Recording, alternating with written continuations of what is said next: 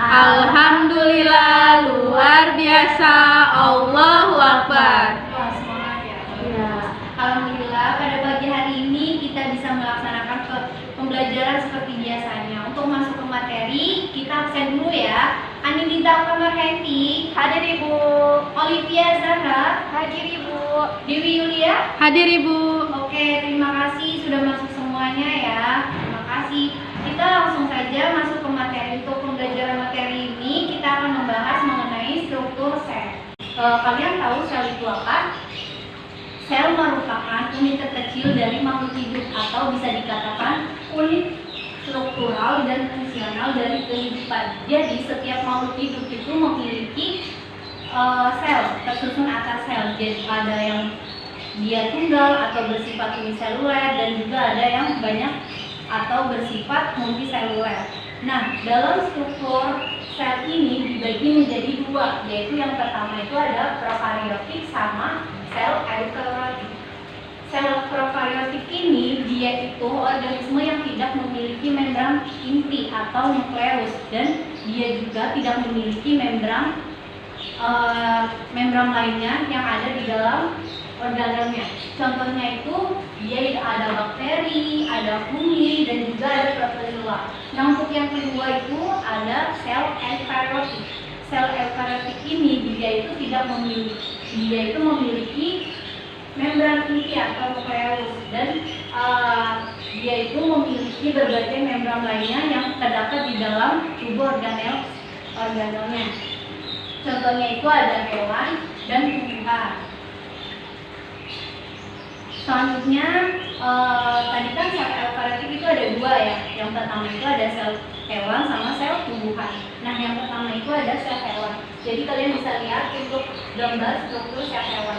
Sel hewan merupakan suatu bagian organel terkecil dengan selaku tipis yang di bagian dalamnya terdapat larutan koloid yang mengandung senyawa kimia.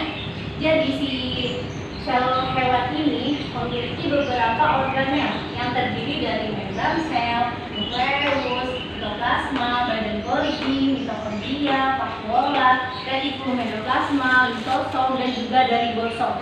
Nah, selanjutnya akan membahas mengenai fungsi-fungsi dari organel tersebut. Nah, yang pertama itu ada membran sel. Kalian tahu membran sel itu apa?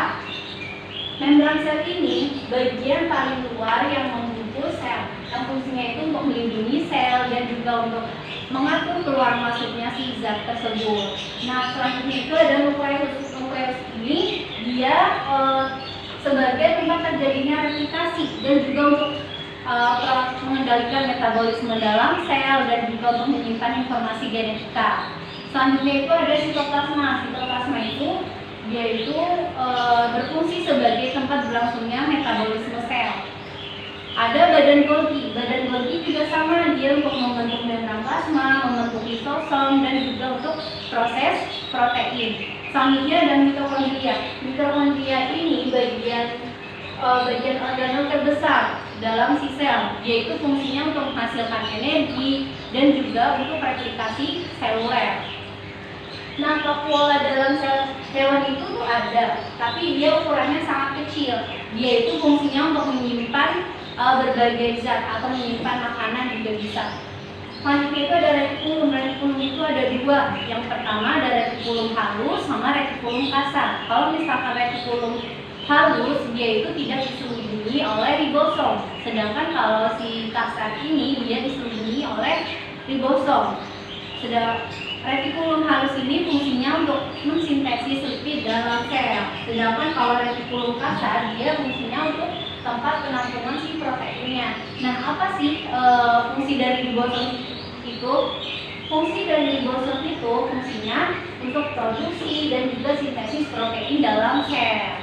Selanjutnya itu ada lisosom yang fungsinya untuk mengontrol pencernaan intraseluler. Untuk selanjutnya kita akan membahas mengenai sel eukariotik yang kedua, yaitu sel tumbuhan. Sel tumbuhan merupakan sel yang menyusun fungsi kerja dari seluruh fungsi kehidupan sel. Jadi fungsinya itu perannya itu bisa untuk pertumbuhan awal dan dia juga untuk menyerap makanan dan yang terakhir bisa menghasilkan buah. Nah, dari organel-organel sel tumbuhan ini terdiri dari ada dinding sel, membran sel, kloroplas, nukleus, retikulum endoplasma, mitokondria, vakuola, badan Golgi, dan juga dendrosom. Dari bagian-bagian ini juga ada yang sama ya, sama kayak si sel hewannya. Nah, selanjutnya akan membahas mengenai fungsi dari organel sel tumbuhan tersebut. Yang pertama ini dinding sel. Dinding sel ini dia itu bentuknya keras, padat, dia itu sebagai pelindung komponen di dalam sel. Dia itu untuk memberikan bentuk dari sel tersebut. Selanjutnya ada membran sel. Membran sel ini fungsinya untuk melindungi, menerima rangsangan dari luar, dan juga untuk mengatur keluar masuknya si zat. Sama ya, untuk membran sel ini fungsinya sama kayak si sel hewan. Untuk kloroplas ini dia untuk tempat berlangsungnya fotosintesis. Karena apa? Karena dia sel tumbuhan, jadi membutuhkan fotosintesis. Selanjutnya ada nukleus. Nukleus itu sebagai tempat terjadinya replikasi, pengendalian proses metabolisme dalam sel, dan juga untuk informasi genetika. Retikulum juga sama ya. Tadi ada retikulum halus dan juga ada retikulum kasar. Kalau yang halus tadi tidak diselubungi oleh ribosom, yang fungsinya untuk mensintesis lipid dalam sel. Sedangkan kalau retikulum kasar dia diselubungi oleh ribosom, yang fungsinya untuk tempat penampungan protein. Nah, ribosom tersendiri ini fungsinya sebagai produk dan juga sintesis protein dalam sel. Mitokondria juga sama, dia itu organel terbesar di dalam sel tumbuhan, yaitu fungsinya untuk menghasilkan energi dan juga respirasi seluler. Vakuola dalam sel tumbuhan itu ukurannya besar ya, jadi dia untuk sebagai tempat penyimpanan berbagai senyawa kimia, jadi bisa dikatakan untuk menyimpan makanan, air gitu. Badan Golgi juga fungsinya sama, untuk membentuk membran plasma dan juga membentuk lisosom dan proses protein. Baik, selanjutnya kita akan membahas mengenai perbedaan dari sel hewan sama sel tumbuhan. Yang pertama dilihat dari dinding selnya. Kalau dinding sel si sel hewan dia tidak memiliki dinding sel, sedangkan kalau si sel tumbuhan dia memiliki dinding sel. Nah, dari kloroplasnya bisa kita lihat kalau dari si sel hewan dia tidak memiliki ya. Nah, kalau misalkan si sel tumbuhan dia memiliki kloroplas. Nah, dilihat dari lisosom juga, kalau si sel tumbuhan dia ada lisosomnya, sedangkan kalau si sel tumbuhan dia tidak memiliki lisosom. Dari ukurannya, kalau misalkan ukuran si sel hewan dia itu ukurannya kecil, tapi kalau misalkan si sel tumbuhan dia ukurannya besar dan juga keras, pinggir-pinggirannya itu keras. Nah, dari klorofilnya sel tumbuhan itu tidak memiliki klorofil, sedangkan kalau si sel tumbuhan dia memiliki klorofil.